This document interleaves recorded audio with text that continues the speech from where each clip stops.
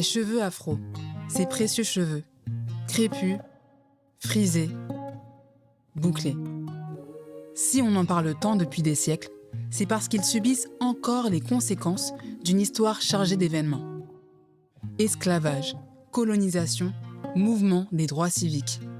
Pour toutes ces femmes, ces cheveux sont l'extension de leur identité, africaine, antillaise, afro-américaine. Et c'est bien ça parfois le problème, c'est que ces cheveux reflètent qui elles sont. Quand je vais à un entretien d'embauche, je m'attache les cheveux, systématiquement. Je vais jamais les laisser détacher parce que je sais que ça peut être interprété ou connoté, ou ça, en tout cas, ça va déclencher quelque chose chez la personne en face. Il y a des contextes où j'ai pas le choix. Si je veux avoir le poste, et que je dois avoir le poste parce que je dois quand même me nourrir, je dois payer mon loyer, je vis dans cette société en fait. J'ai des clients tous les jours qui, au salon, me disent « S'il te plaît, fais-moi une coiffure qui passe ». Je dis « Mais c'est quoi qui passe ?» Non, mais pour pas que ça fasse trop, tu comprends ? Je fais « Oui, je comprends très bien ce que tu veux dire. En fait, pas trop noir ou pas trop visible, mais en même temps, c'est toi. Je veux dire, même si je gomme un peu tes cheveux, t'es noir. » À une époque, quand j'avais commencé à travailler, je notais tout ce que les gens me disaient. Et en fait, à un point où je me suis arrêtée parce que tous les jours, j'avais un commentaire sur mes cheveux. Du genre, mais c'est super bizarre, vous avez les cheveux bouclés et pas frisés. Parce que normalement, en fait, vous êtes noir ou même vous avez les cheveux longs. Donc en fait, le fait d'être noir et d'avoir des cheveux longs, c'est pas compatible. Une anecdote qui est réelle, c'est un client qui avait commencé chez Lox. Il était déjà cadre supérieur. Et là, il me dit, on vient juste de me proposer le poste de mes rêves. J'ai fait les différents rendez-vous avec les différents boss, les différents échelons. Et là, le dernier échelon, le gars me dit, c'est parfait, vous êtes parfait, mais par contre, ça passe pas. À qui est-ce qu'on demande ça, en fait ? Posons-nous la question. Moi, tu sais, parfois, quand je porte des coiffures traditionnelles, on va me dire « Ah, t'aimes trop les coiffures à la blédarde et tout. » Mais je suis une enfant de blédarde. Donc, pour moi, c'est normal. J'ai pas de problème avec ça. Moi, j'ai pas de problème avec mon cheveu. J'ai pas de problème avec mes coiffures. J'ai pas de problème avec ce que je dégage avec. C'est les autres qui ont un problème. Donc, c'est aux autres de se déconstruire par rapport aux cheveux afro. Eh bien, moi, je pense que les prochains travaux qu'il faudra faire, c'est de comprendre quel est le problème du blanc avec le corps du noir, mais pas seulement, avec la diversité, avec l'autre. Surtout, plus l'altérité de l'autre lui paraît extrême, plus il est extrême dans la production de préjugés et de rejets.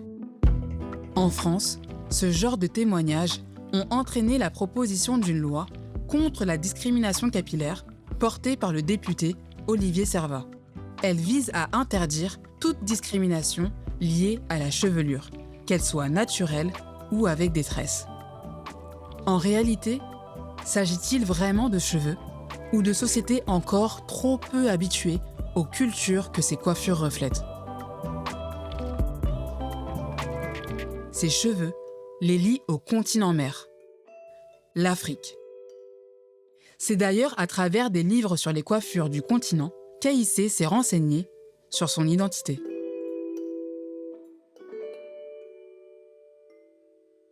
Coiffure traditionnelle et moderne du Mali. C'est vraiment un hommage à la femme malienne. Chaque coiffure a une petite histoire, par exemple le palais présidentiel. Et c'est tout ça, tout cet esthétisme autour de la femme africaine qui m'a fascinée et que j'ai voulu me réapproprier. Alors la couronne que je vais faire aujourd'hui, ça va être inspiré de cette coiffure. Dans le village de mes parents, en fait, cette coiffure était surnommée Amina. C'est une coiffure qui était très populaire au début des années 70 en Afrique de l'Ouest. Et donc, du coup, aujourd'hui, j'ai décidé de partir sur cette coiffure.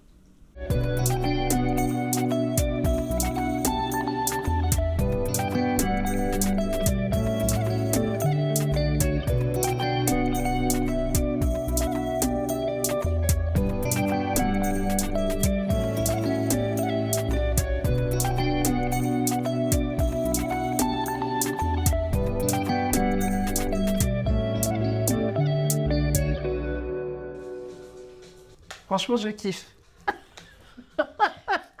Merci, Coucou. Coco, elle est là, elle admire sa création. J'aime trop. Les coiffures africaines, pour moi, c'est de l'art, ce sont des coiffures artistiques et qu'on devrait tout le temps mettre en avant. On a mille et une possibilités avec le cheveu afro. Depuis la nuit des temps, dans la culture africaine, la place de la coiffure est si importante et nécessaire que se coiffer prend des heures, voire des jours. Ancêtres ou descendants exploitent la versatilité unique de leurs cheveux. Comme la forme des cheveux afro est en spirale, les mèches accrochent lorsqu'elles sont nattées. Leur texture, et particulièrement la texture crépue, permettent aux cheveux d'être sculptés à leur guise.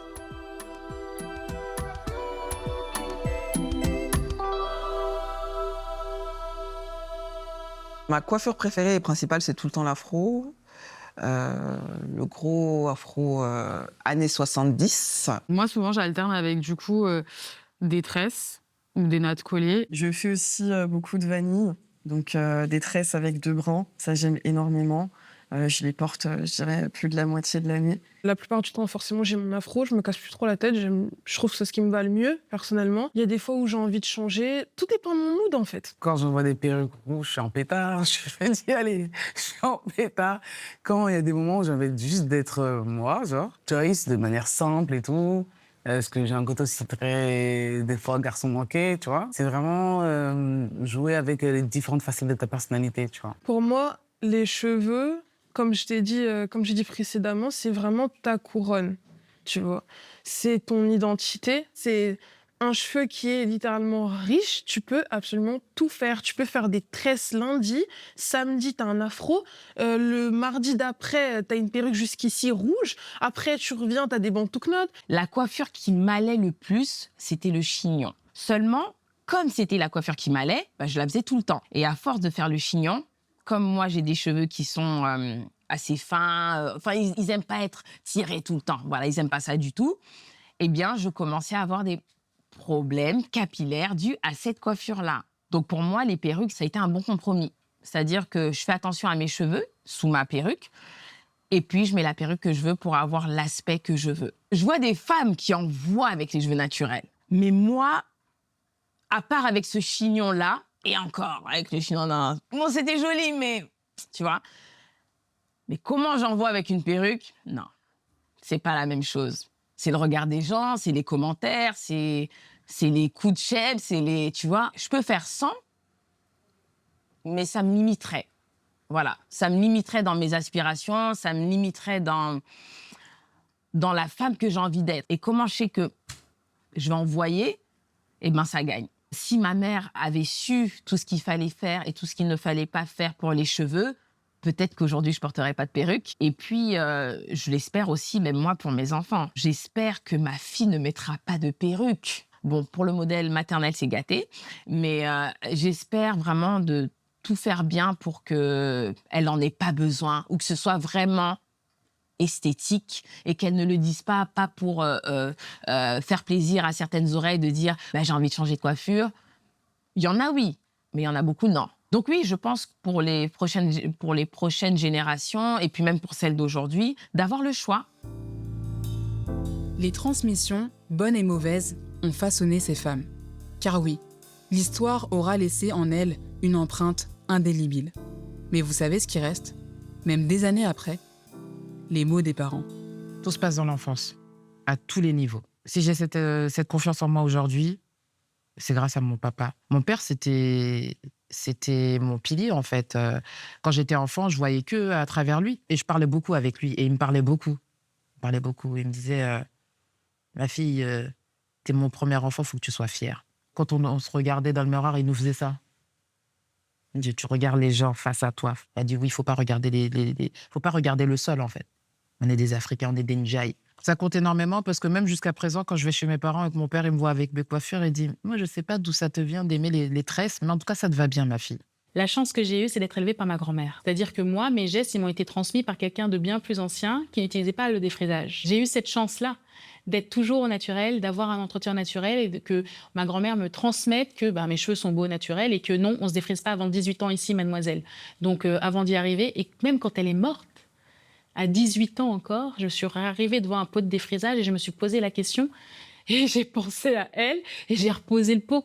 C'est extraordinaire, en fait, d'avoir une fille et de voir à quel point les automatismes ou les questions que j'ai pu me poser à son âge, ça ne lui effleure même pas l'idée. Elle se trouve belle avec ses cheveux crépus, elle se trouve belle avec ses tresses, elle ne sait même pas ce que c'est qu'un défrisage. Et sans la connaissance que j'ai engrangée, qui me permet d'avoir des cheveux en très bonne santé, qui l'inspire, qui lui donne envie de les toucher, qui lui dit « Oh là là, maman, on a de trop beaux cheveux.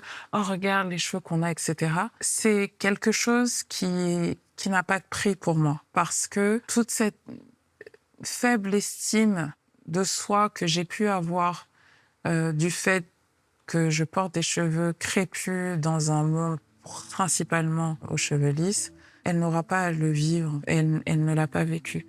Et ça, pour moi, c'est vraiment que y a des traumas qu'on a vécus, que nos enfants ne vivent pas grâce au savoir. Le mouvement des cheveux afro aura servi de leçon. Celle de questionner les détails, même les plus anodins. À toutes ces femmes, leur parcours capillaire leur auront appris que ce dont elles parlent depuis le début, les moments de coiffage, le défrisage, le retour au naturel, c'est beaucoup plus que des cheveux. C'est une richesse individuelle, collective, un héritage qui a été malmené, mais jamais vaincu. Sans ce vent, sans ce qui se lève, ressens la terre et son histoire, celle qui te transcende et que tu portes sur toi. Je vaux plus que tes mots, c'est précieux comme je vaux de l'or. Richesse de mes entrailles, ma couronne, elle vaut bien de l'or. Je vaux plus que tes mots, c'est précieux comme je vaux de l'or. Richesse de mes entrailles, ma couronne, elle vaut bien de l'or.